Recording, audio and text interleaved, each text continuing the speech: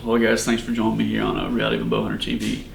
It is September 19th, and deer season here in Kansas has been started for about 6 days for the muzzleloader and archery season here in Kansas. So a lot of the guys have already hit out the fields and had some good encounters.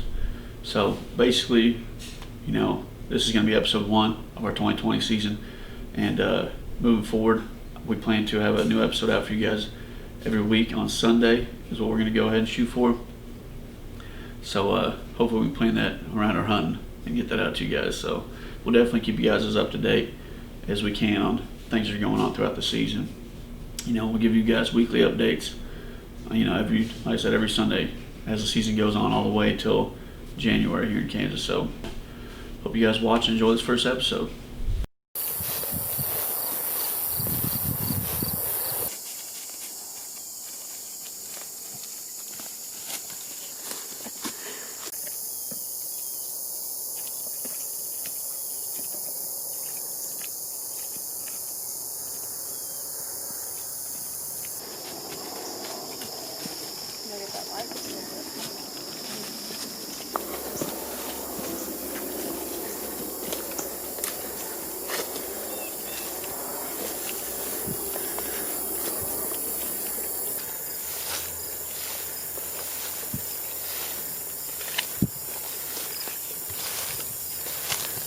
Hi everyone, we are back this season for muzzleloader season of 2020, and this is our second time sitting out, and we are sitting out currently at about 5:30, 6 o'clock in the evening. We're currently at what we call the beef house. So this morning we got out here, it was quite foggy and real cool, perfect weather, and about an hour into sitting out here, we saw my buck that I've been hunting, we saw the buck that I've been after, Durham, and he was on top of us. Garrett had actually mentioned right when we sat down that there was a tree limb right in front of us, and that if the deer came from that direction, they would be on top of us, and we would just have to be ready. And between the time that we saw his rack through the trees and I pulled the trigger, it was about 20 seconds. But sadly, when I pulled the trigger, the gun went clink, so we think that the percussion cap had gotten too much moisture on it and it just didn't work. So he was 15 yards from us and in the perfect spot, and we missed it. So hoping that tonight or even sometime later this season we are a little less unlucky and that we get Durham. This morning when the gun did not go off, he really did not seem too shocked. He jumped at the click and stood and stared at us for 2 minutes and moseyed off into the trees. So hoping we didn't scare him off too much.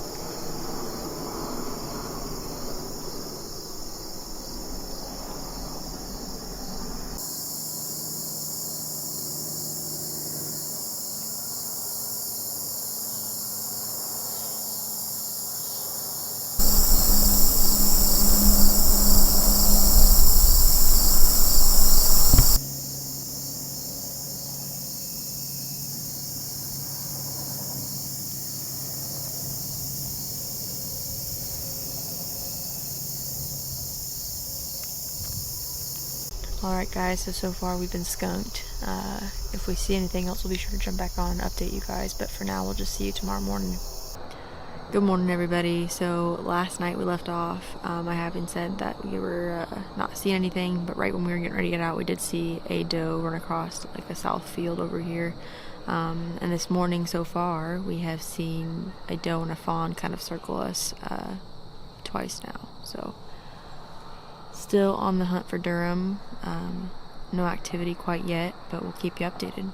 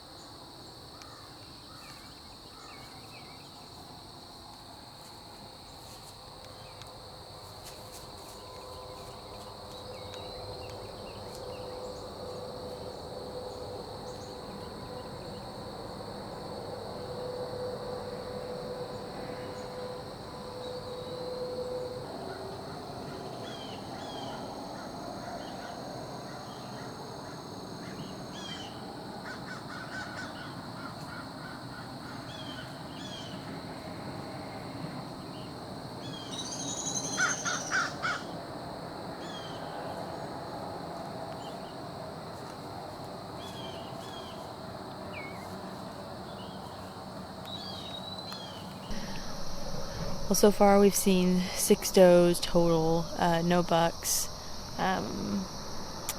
We might be sitting just a little longer, maybe 30 more minutes, and see if anything else happens. But so far, no good.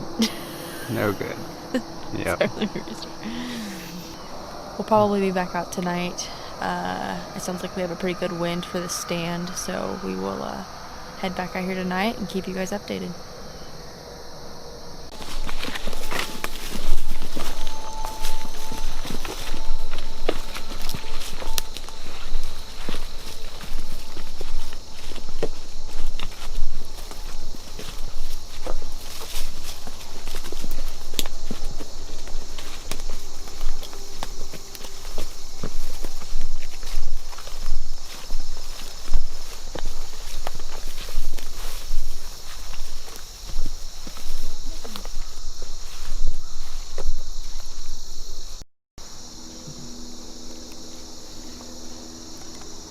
Does it not pop out?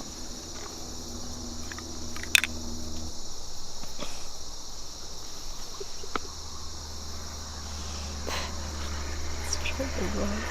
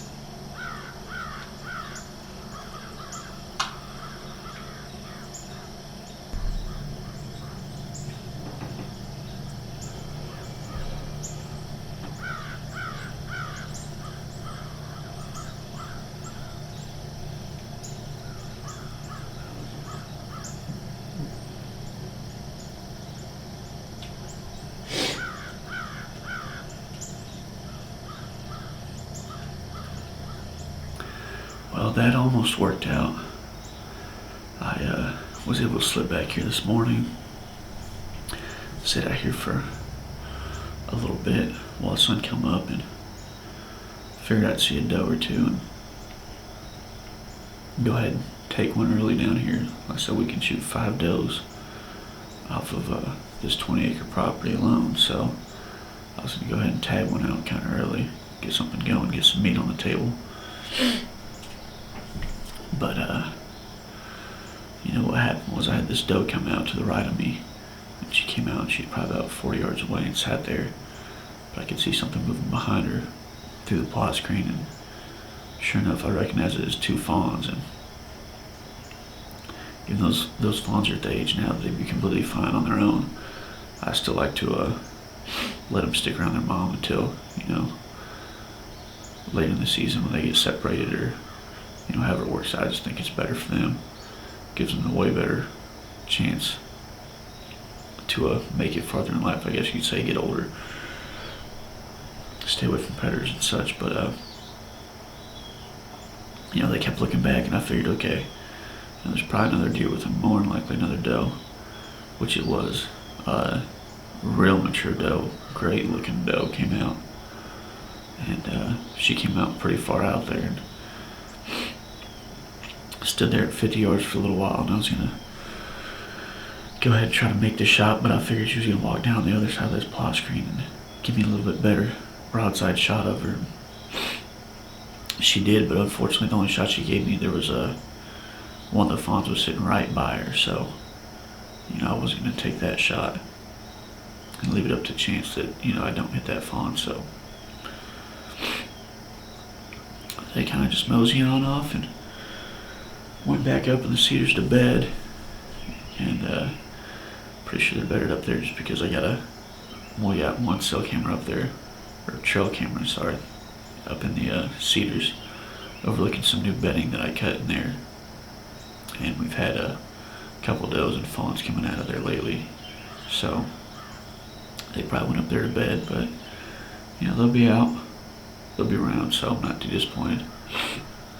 You know, I'll try to probably get back out here maybe this weekend, or maybe one of these other days this week, and try to make it happen. So hopefully they give me the opportunity.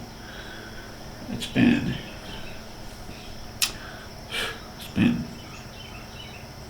4 or 5, probably maybe more than that, years since I've actually shot a doe. Usually I'm mostly concerned about getting a buck that I completely forget about shooting does, honestly. So I'd like to go ahead and finally shoot one, especially since I can shoot 5 on this property. I definitely like to start stocking back up on some deer meat. We're running low, so you know, hopefully make that happen over the next few days. I can get a shot off of one. So we'll see.